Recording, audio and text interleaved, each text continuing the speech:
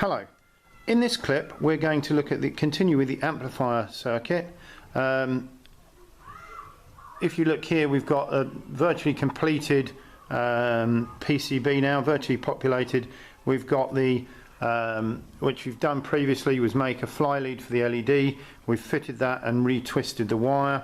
We've done the same for the speaker wire here and added that here. We've added capacitors and resistors, the switch and the jack plug, and we've kept those all neat. What we're going to try and do now is add this socket for the chip, the IC, integrated circuit, and that, as you can see, I've already fitted it onto this board, and you can see I've kept my soldering very neat and I haven't bridged any of the gaps.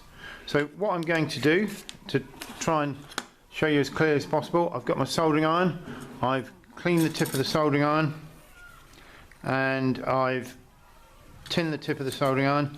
I've got my chip holder and a PCB here, and I'm going to zoom in a bit here so that we can see this, because this is a little bit tricky. So you can see here that the pads are quite close and that there's 8 of them, and these correspond with the 8 pins on the chip holder.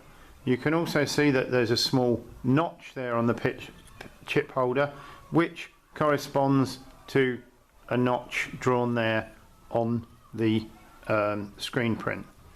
The chip holder is a little bit tricky to fit. You need to make sure that all 8 legs line up and they push through, and that the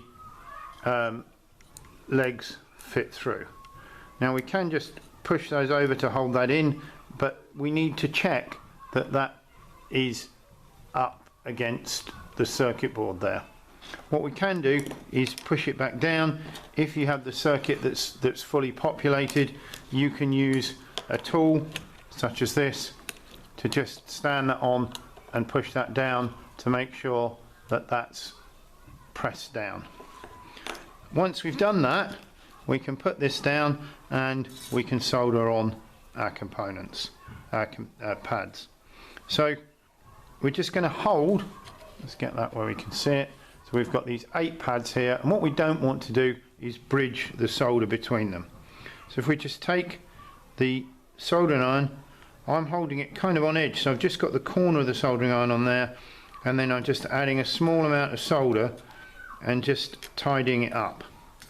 I'm also then going to check, so if you can see that I've completed 2 of those and I haven't got solder onto the next bridge, onto the next pad. I'm also checking that my chip's in the correct place and that the chip remains down onto the board. And I'm just going to push that down a little bit further just to make sure that's really down on the board. And so you can just edge over those pins, those legs, and then I'm going to go along and touch the soldering iron onto the pad,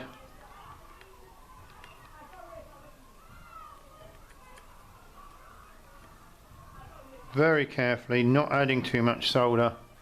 You can see how I'm doing that. I'm just touching the very tip of the soldering iron onto the pad, enough to just heat the pad. I don't want to burn the pads up, and I don't want to bridge the solder.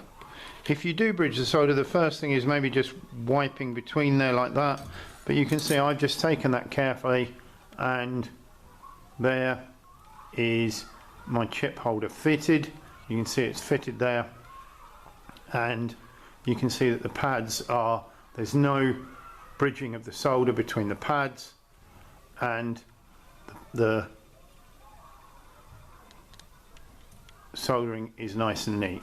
So there's our chip holder. So once we've completed that stage, then our circuit board should look like this, with the LED fitted, the jack plug fitted, the switch, the speaker wire, resistors and capacitors. So there is the circuit ready to add the IC chip into the holder. Thank you for watching Mr. Ridley's Design and Technology.